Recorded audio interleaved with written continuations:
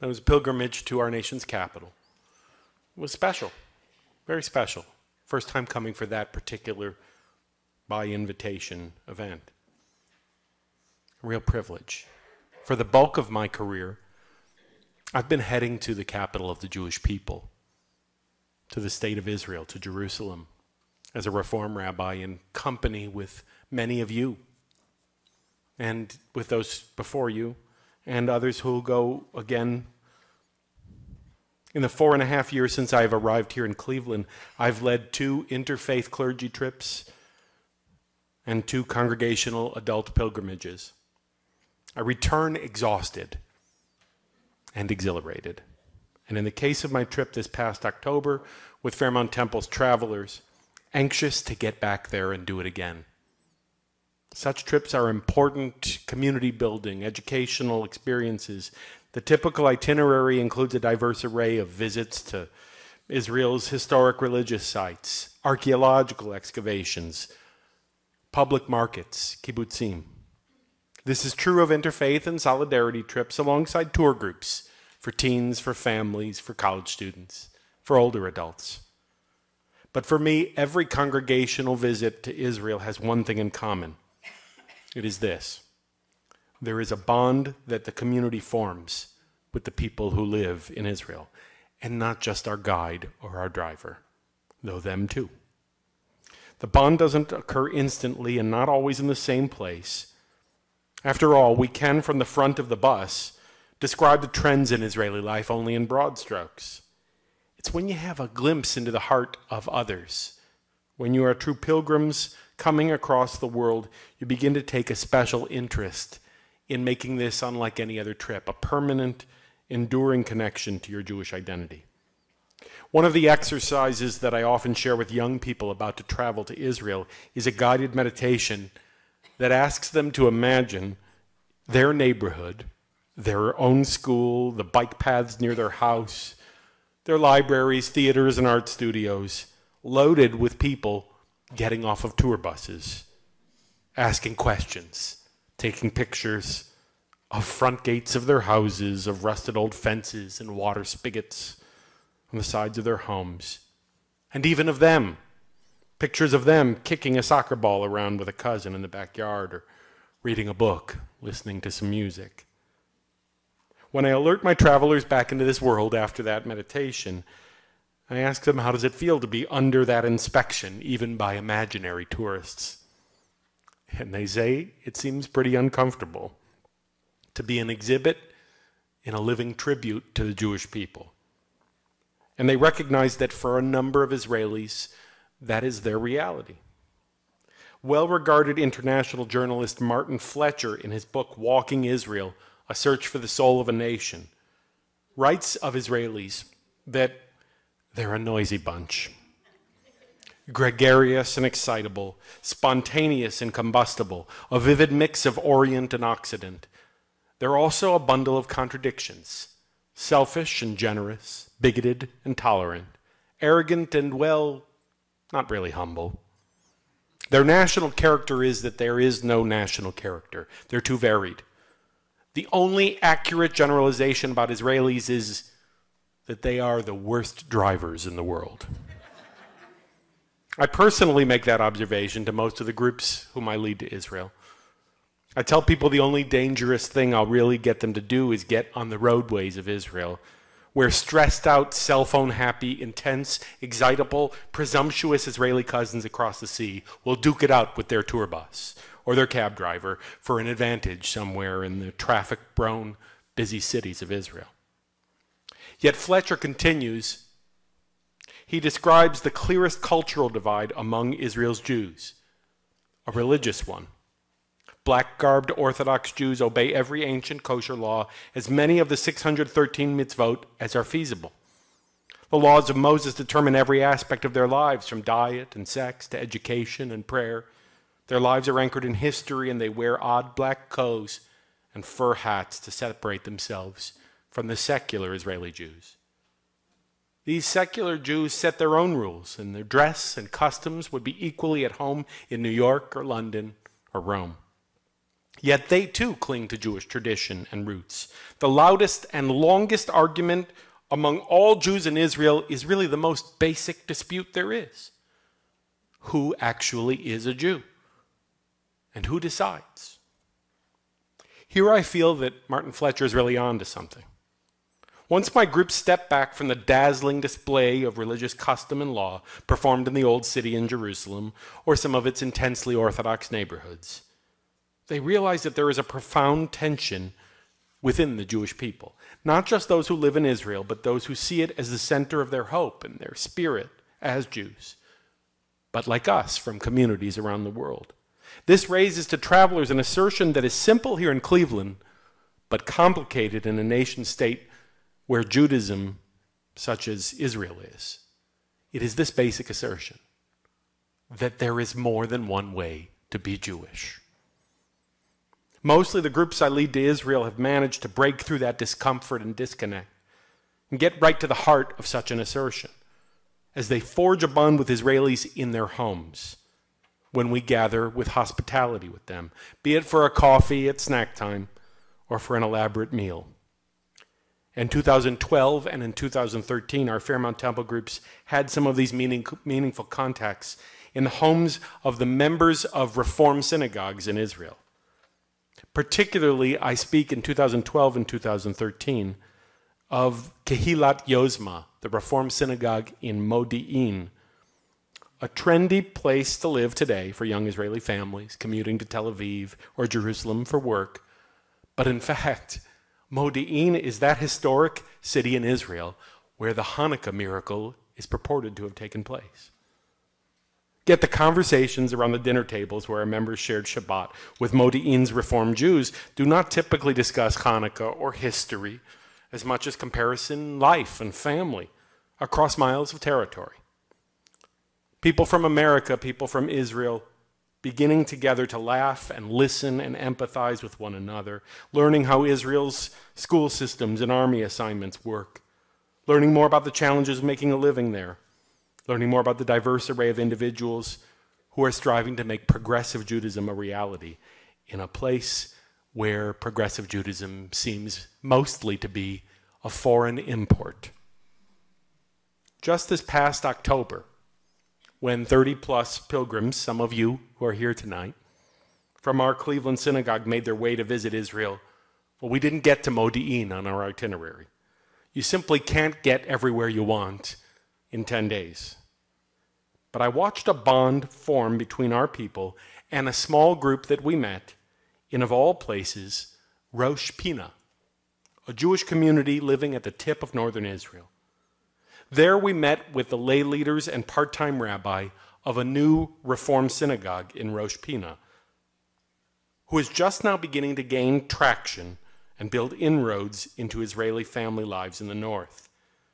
There we met with Rabbi Golan ben Chorin and a couple of the board members of this new Reform Jewish entity in Rosh Pina, which Rabbi ben Chorin described as a startup, founded with strong links to the prophetic heritage of our people, with a social action-oriented mission, and an array of families seeking to celebrate holidays and Shabbat, to live a vibrant and egalitarian path of activism.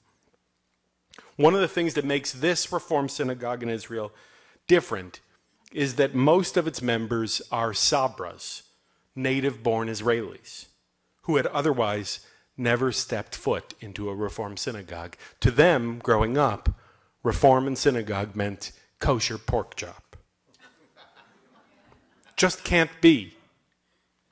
Rabbi Ben Chorin was with us the second to last night of our trip, playing host to us. But it was one of the first times a speaker to our group truly challenged us directly. He asked us, as Reform Jews in America, to play a role in building a Reform Jewish movement in Rosh Pina. And in that moment, confident that we were in fact now a bonded cohort of pilgrims, eager to grow our connection to Israel continuously, I replied that we at Fairmount Temple are in. We are in because our synagogue in Cleveland was once a startup. It was 1842 when 19 immigrants from Unsleben, Bavaria, arrived here seeking to build a progressive vision of Judaism in Cleveland. They too were fighting against harsh winds of disparagement from the authorities who felt they could tell us what it meant to be Jewish. I say it again to be clear here tonight. We were once a startup, and in some ways we will be strengthened and grow our capacity to affect the Jewish world and Israel all the more so when we remember what it feels like to be a startup. The energy and the momentum that you gather at a startup venture.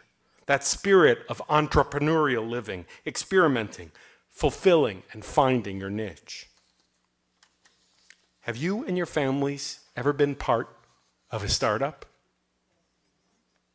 A lot of heads nodding.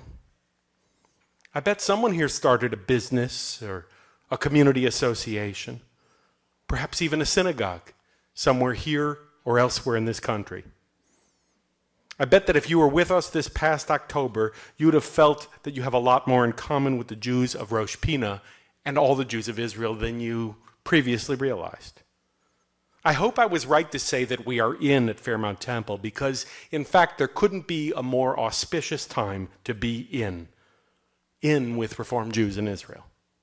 Because despite the disparagement and hostility expressed by Orthodox leaders in Israel about Reform Judaism, more Israelis than ever are taking notice that there is more than one way to be Jewish. Jews in Tel Aviv, in Jerusalem, and in Modi'in, and in Haifa, well, they've known that for some time. But now studies show that more than 250,000 Israelis identify themselves with progressive movement. It's why in the last 5 years, the number of Reform Jewish synagogues has doubled. There are now 42 congregations who are part of the Israeli movement for progressive Judaism. To give you some context, on the average street in Jerusalem, there are 42 Orthodox synagogues. There is no separation of synagogue and state, and the state there plays favorites. But as never before in Israel's history, the Jewish families of Rosh Hashanah, of Caesarea, of Even Yehuda, of Gedera, of Sha'ar HaNegev, of Beersheva, of Shoham, they're all seeing startups around them, learning about Reform Judaism, and each of these communities is hoping that Reform Jews all over the world who support progressive values will be in some meaningful way in right now to support them. Are we in? When you say yes to that question, you're saying you support Reform Judaism wherever it grows. By supporting the progressive way of living Jewishly, what in Hebrew is called Yahadut Mitkademet, you are saying you support your values in the Jewish nation. Egalitarian prayer, freedom of religion, the right of Reformed clergy to conduct marriage and burial and conversion, the rights of women to equal status. By saying you are in, you're saying you'll try and make a difference in all of those issues and more. I have invited Rabbi Ben Chorin to come here to speak with members of our temple when he is here in the United States this spring. It'll probably be in May. I hope you'll come to meet him and find out more about this exciting new startup at the tip of northern Israel. But right now, one powerful way you can make a difference for progressive Judaism in Israel is through the upcoming World Zionist Organization elections. You've heard of these before because they happen every 5 years, including this coming year, 2015. The elected delegates to the Congress of the World Zionist Organization, they influence policy throughout Israel and direct hundreds of millions of dollars toward Jewish life globally. The Reform movement's victories in the past WZO elections have empowered Israeli Reform Jews with increased support and respect. And by voting in the WZO election, which takes place beginning January 15th, when you support ARZA, the Reform Zionist movement, and other progressive groups vying for delegates in those elections, you make a difference in Rosh Hashanah and all over Israel, where progressive Judaism is starting to take root. It is essential, friends, essential that ARZA win a substantial number of delegates to the Congress of the WZO, because this will not just be a rewarding victory for us, but for congregations such as the one in Rosh Pina, and for Israelis all over the state who want to realize a progressive vision of Judaism, a Judaism for women and men in Israel who wish to live in a society where egalitarian and equality are synonymous with Jewish life. To vote in these elections that'll be held beginning January 15th and end at the end of this April, you can register and vote at a link that I'll list in the upcoming bulletin in January, but I'll tell you right now, Reform Jews for Israel.org. You can link right there and vote beginning January 15th, and I'll be reminding you week after week, because we need to be in.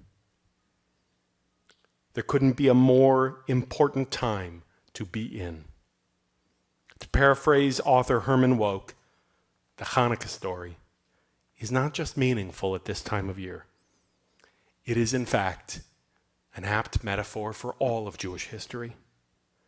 By all reason and rationality, the flames of our Jewish identity, our irascible, intense, emotional nature, the flame of our culture, our community, our commitment to the land of Israel, by all reason, the flame that drives that should have flickered out a long time ago. But it has lasted. Here we are, pilgrims, continuing to make a journey to a land of promise. What candle can we light in that land? What menorah can we light up for all the world, our souls lit up with spirit, our community members here and everywhere, permanently affected for the better? We must not now, not ever, let that light go out. Amen.